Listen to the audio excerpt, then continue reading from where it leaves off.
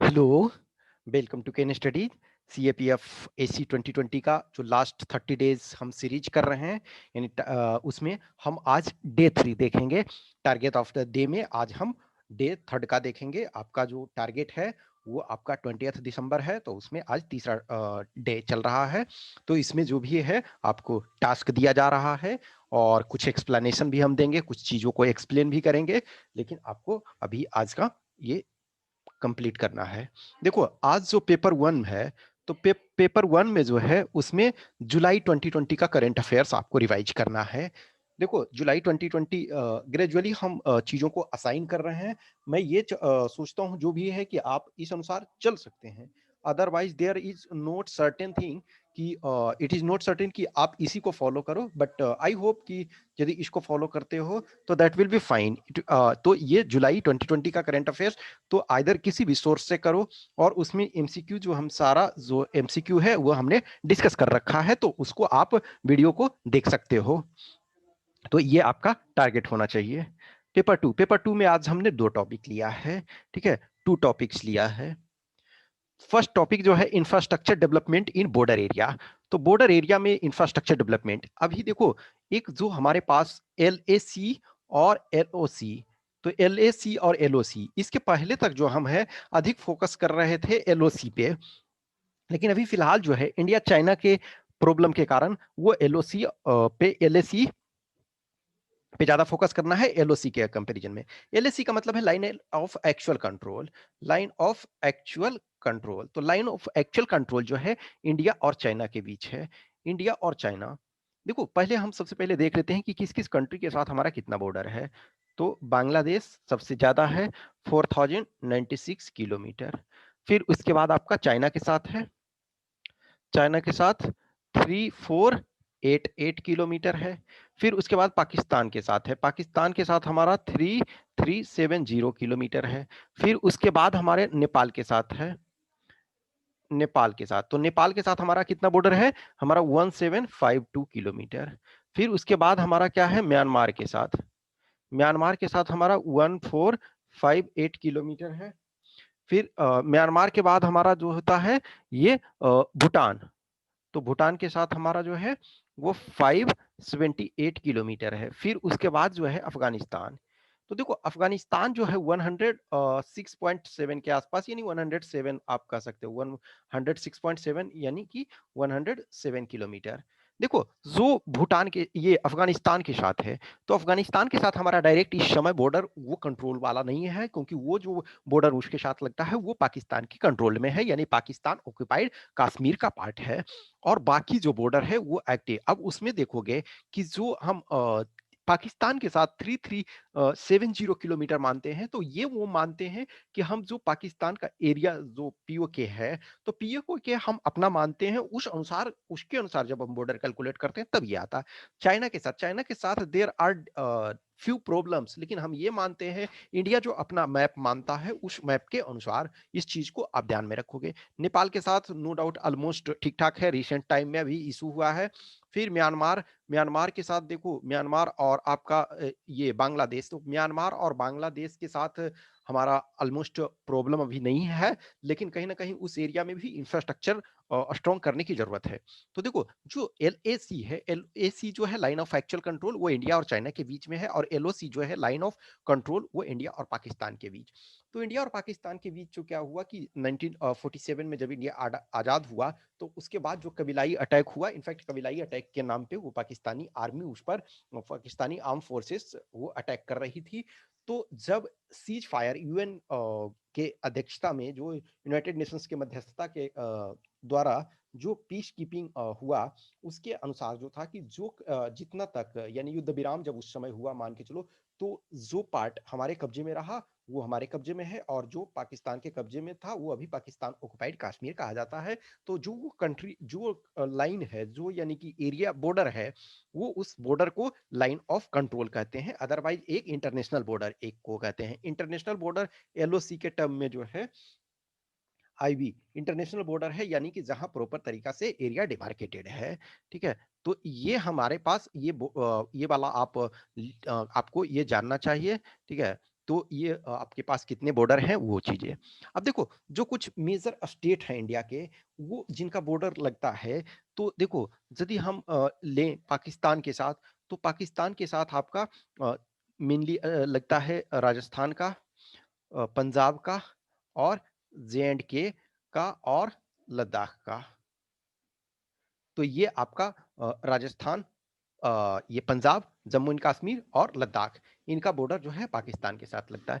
China के साथ जो मेनली हमारा है जे एंड के का पार्ट जो है, फिर आपका जे एंड के का बेसिकली देखा जाए तो इस समय जो कारगिल, ये सॉरी, लद्दाख के बंटने के बाद मेनली जो चाइना के साथ है। एक्चुअली कुछ जो चाइना ने पार्ट दिया, पाकिस्तान ने अपना चाइना को पार्ट दिया हुआ है, अदरवाइज उसको हम छोड़ दें तो मेनली जो है जो लद्दाख के साथ है, फिर हिमाचल प्रदेश के साथ है, उत्तराखंड के साथ है, फिर सिक्किम के साथ है, अरुणाचल प्रदेश के साथ है। जो भी कुछ गलवान वैली में हुआ, या फिर पैंगोंग सो लेक है वो एरिया, फिर दौलत बेग ओल्डी, तो ये सारे एरिया में इंडिया जो है इंफ्रास्ट्रक्चर अच्छा खासा ये क्रिएट कर रहा है, और उसमें से जो है वो चाइना को एक तरह से अपोजिशन है। लेकिन अभी रिसेंटली में देखोगे कि अरुणाचल प्रदेश के एरिया के आसपास, जो बॉर्डर के आसपास, ये जो चाइना है वो आपका रोड और रेलवे बना रहा है। देखो जो बॉर्डर एरिया है, डेवलपमेंट, इंफ्रास्ट्रक्चर डेवलपमेंट, तो इंफ्रास्ट्रक्चर डेवलपमेंट जो है बॉर्डर एरिया में, तो मेनली जो है बीआरओ करती है, border road organisation. Border road organisation जो है एमओडी के अंदर काम करती है, मिनिस्ट्री ऑफ डिफेंस के अंदर, और इसके जो चीफ होते हैं वो लेफ्टिनेंट जनरल लेवल के ऑफिसर होते हैं। अब कुछ यदि सिचुएशन देखो, तो इंडिया और चाइना के बीच यदि हम बॉर्डर देखते हैं, तो हाइट क्या है? हाइट अप्रॉक्स जो है आपका 14,000 से लेकर के 18,000 फीट तक करीब है, जो मेनली हमारा जहां इंफ्रास्ट्रक्चर डेवलपमेंट करना है। टेम्परेचर -40 डिग्री सेंटीग्रेड तक पहुंच जाता है, या और फिर उसके बाद चील कोल्ड विंड, ठीक है, चील कोल्ड विंड है। अब उसके में स्नोफॉल फिर है, स्नोफॉल अप टू 40 फीट तक, स्नोफॉल अप टू 40 फीट तक जमा हो जाता है। तो वो चीजें हमें ये देखना है। फिर अब जो बॉर्डर एरिया है, उसमें कुछ जो इंपॉर्टेंट चीजें जरूरत होती है, इंपॉर्टेंट चीजें जो इंफ्रास्ट्रक्चर के तौर पे जरूरत क्या होती है? सबसे पहले आपकी road connectivity, road connectivity, tunnel development, tunnel development different parts में ये किया जा रहा है। तो road, tunnel, bridge, road, tunnel, bridge, ये आपका जो हो गया कि ये सबसे महत्वपूर्ण इंफ्रास्ट्रक्चर है। उसके बाद जो आपकी होती है electricity, water, heating capacity, health, hygiene, फिर उसके बाद आपका फूड सप्लाई। फूड सप्लाई देखो, तो जो हेल्थ और हाइजीन में ही आपका मेडिसिन वगैरह ये चीजें आ जाती है। फिर उसके बाद आपका आर्म्स एंड एम्यूनिशंस। तो आर्म्स एंड एम्यूनिशन के लिए ये आपका जो कनेक्टिविटी होना चाहिए वो प्रॉपर, तो इलेक्ट्रिसिटी, वाटर, आपका हीटिंग कैपेसिटी, जो चील ये है, हेल्थ एंड हाइजीन, उसके बाद food supply.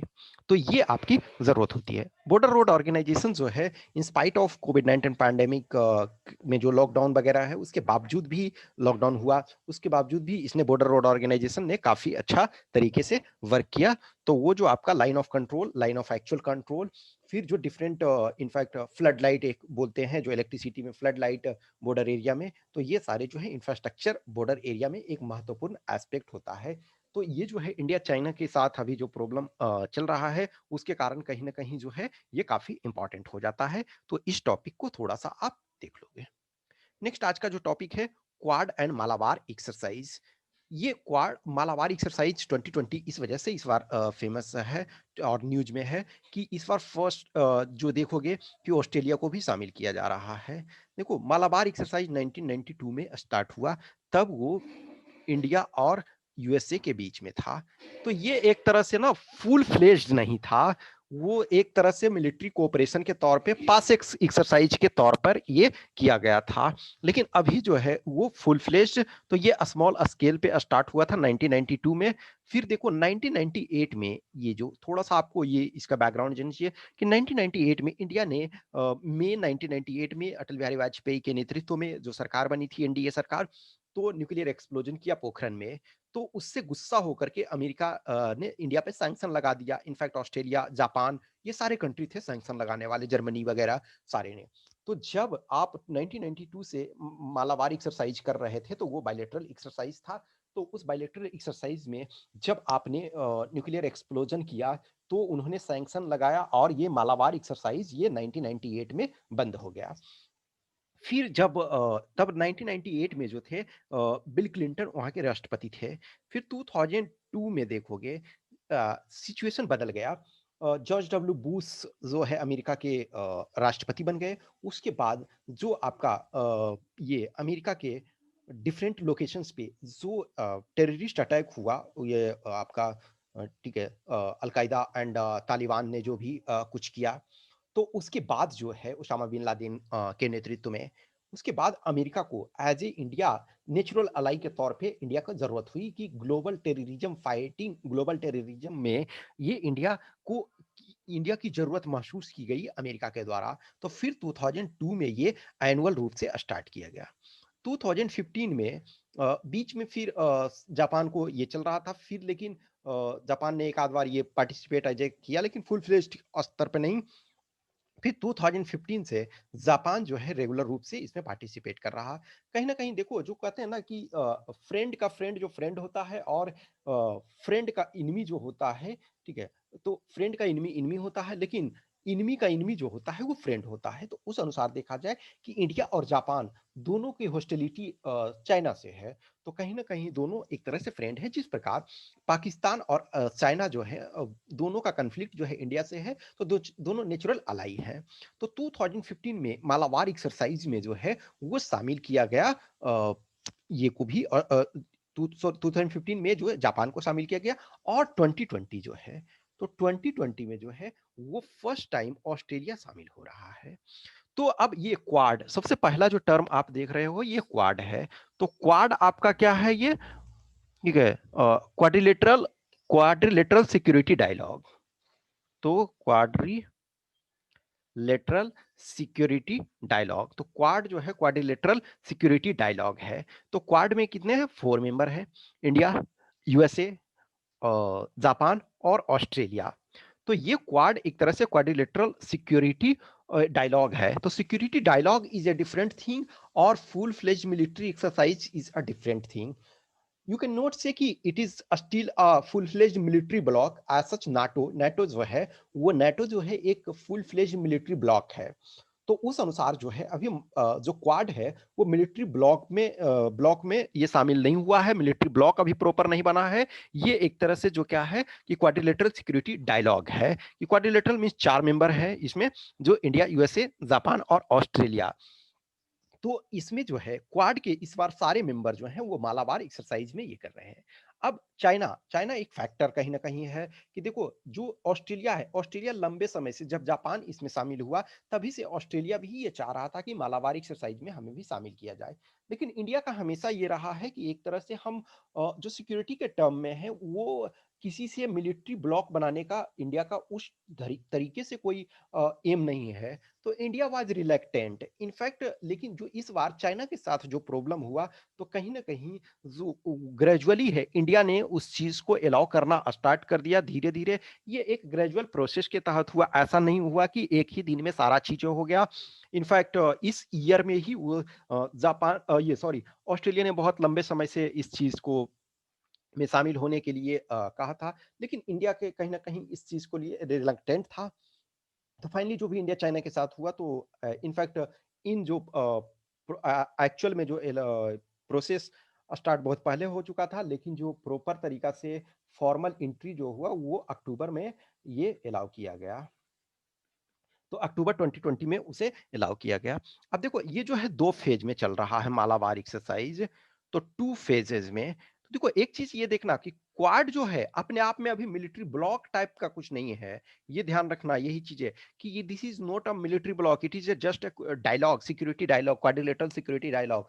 And Malabar exercise एक तरह से बाइलेटरल था लेकिन इसे अब मल्टीलेटरल ये कर दिया गया है। इसमें से 4 मेंबर हो गए हैं।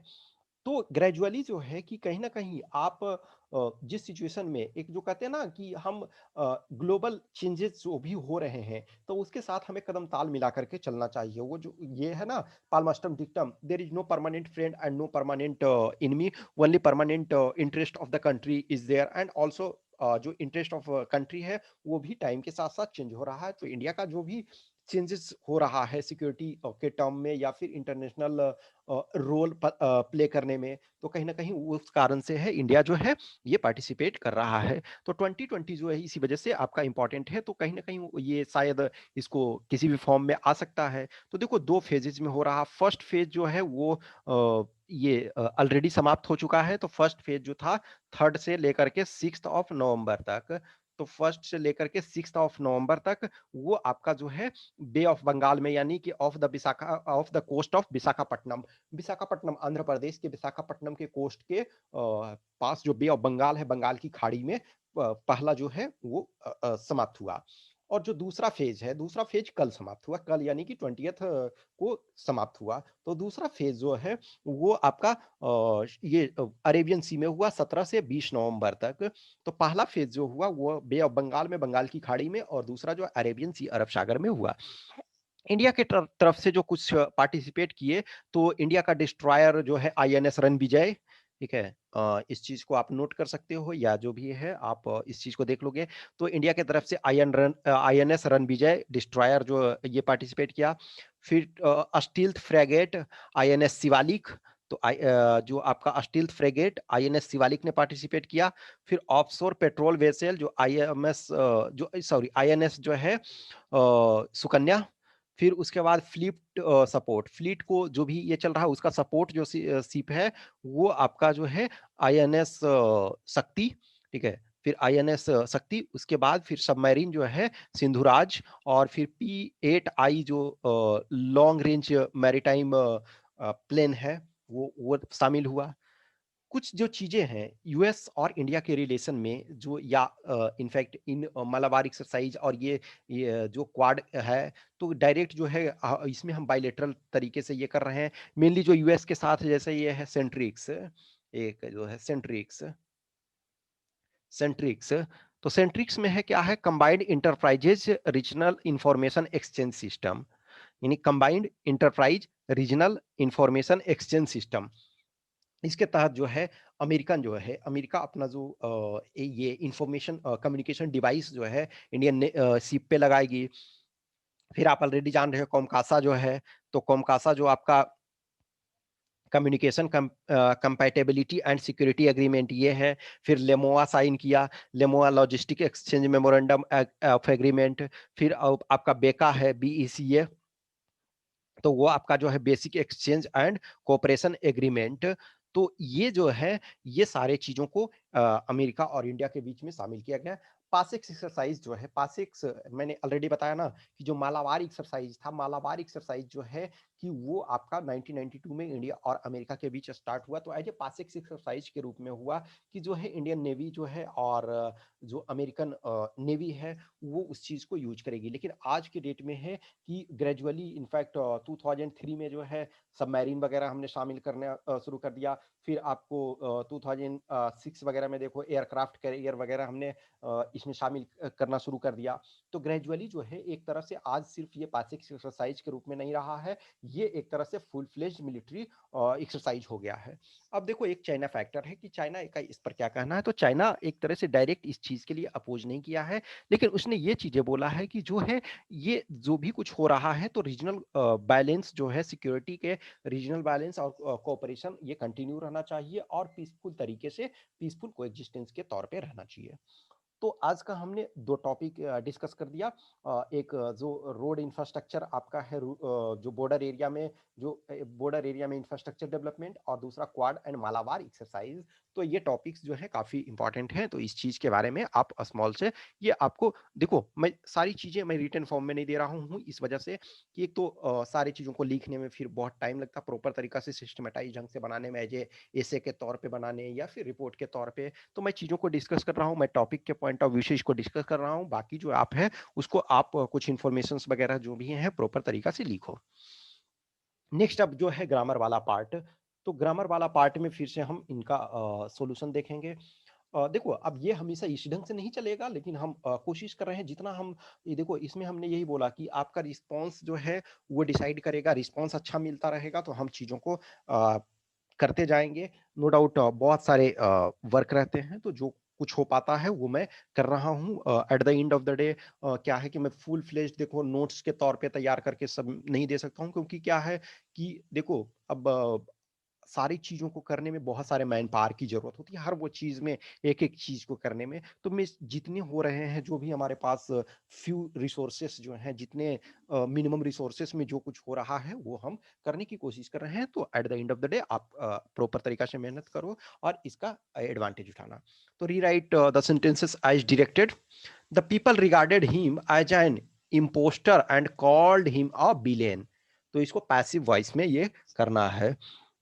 तो क्या होगा कि he was regarded as an impostor and called a villain. फिर से सुनो, he was regarded as an impostor and called a villain. तो ये आपका हो गया। नेक्स्ट है, he looks as stupid as an only. ठीक है, एज एन ओनली। देखो अब ये चीजें ऐसा सेंटेंस के तौर पे आपको ये लगेगा द ओनली। तो एक तरह से द ओनली, ये एक चीज है। देखो इस सेंटेंस को ऐसा लगता है कि वह एकमात्र है, लेकिन रियलिटी ये चीजें नहीं होता है। तो ही इज एग्जैक्ट रहता कि वही एगो मूर्ख है, तब हम द लगा सकते थे। लेकिन ही लुक्स एज, तो as stupid as an only, तो ये आपका एन हो जाएगा। नेक्स्ट है, बुद्धिज्म टीचेस दैट फ्रीडम, तो फ्रीडम फ्रॉम डिजायर। ठीक है, तो आपका ये प्रीपोजिशन भरना है, तो फ्रीडम फ्रॉम डिजायर।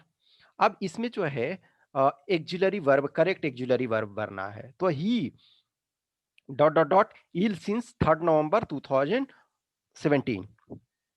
तो ही हैज बीन, ठीक है, he has been ill since 3 November 2017। Next आपका है, many things can be accomplished by a little effort. तो इसको एक्टिव वॉइस में ये कन्वर्ट करना है।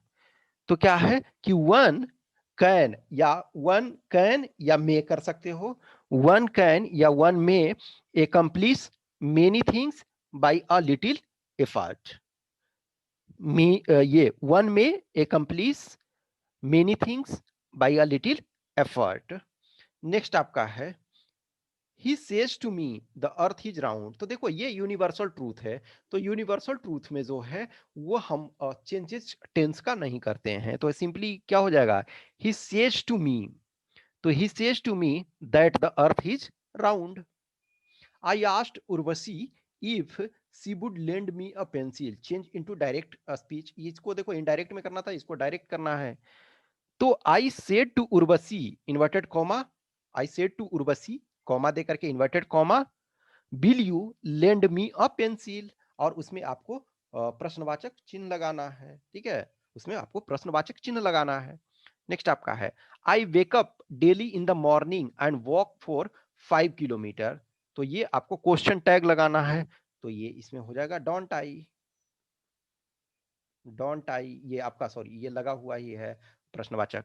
नेक्स्ट है, when Caesar saw Brutus among the assassins he covered his face with his gown। Change into simple sentence. तो ये क्या हो जाएगा, seeing Brutus among the assassins Caesar covered his face with his gown. देखो, seeing Brutus among the assassins comma Caesar covered his face with his gown। Last question ये वाला, this tree is too high for me to climb. तो without too लिखना है, remove too करना है। तो this tree is so high that I can't climb it. This tree is so high that I can't climb it. Next आपका है, give the plural form of the following words and make sentences using the plural form. तो radius, radius का जो होता है radii होता है, RADIUS। आई, radii, aux तो ऑक्सेन, डेटम तो डाटा, फार्मूला तो फार्मूली, फार्मूली, वुमन तो वुमेन, ईएन सिर्फ हो गया। तो ये आपका जो प्लूरल है, इससे आपको सेंटेंस बनाना है, सेंटेंस फॉर्म करना है। नेक्स्ट आपका है जो correct the following sentence without making unnecessary changes. तो longer we wait here darker it will become.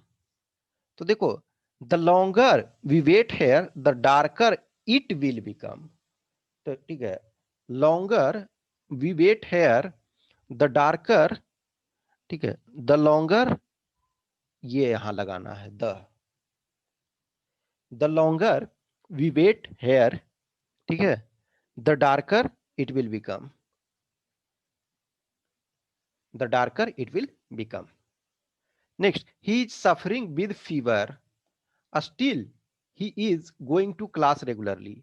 तो ही इज सफरिंग, ठीक है, फ्रॉम फीवर होता है, from fever, still he is going to class regularly. ठीक है, none of the 10 students were eligible to appear in the examination। तो इसमें होगा none of the 10 students was, ठीक है। I am going to market amn't I, तो amn't आई जैसा ये नहीं होता है, एमंट आई की जगह आर एंट आई होता है, ठीक है, आर एंट आई। नेक्स्ट है, be discussed about the matter yesterday. तो अबाउट नहीं लगेगा, ये सिंपली होगा be discussed the matter yesterday, तो ये नहीं लगेगा, be discussed the matter yesterday. तो आज जब हम ये किए तो आज डे 3 का ये कंप्लीट हो गया।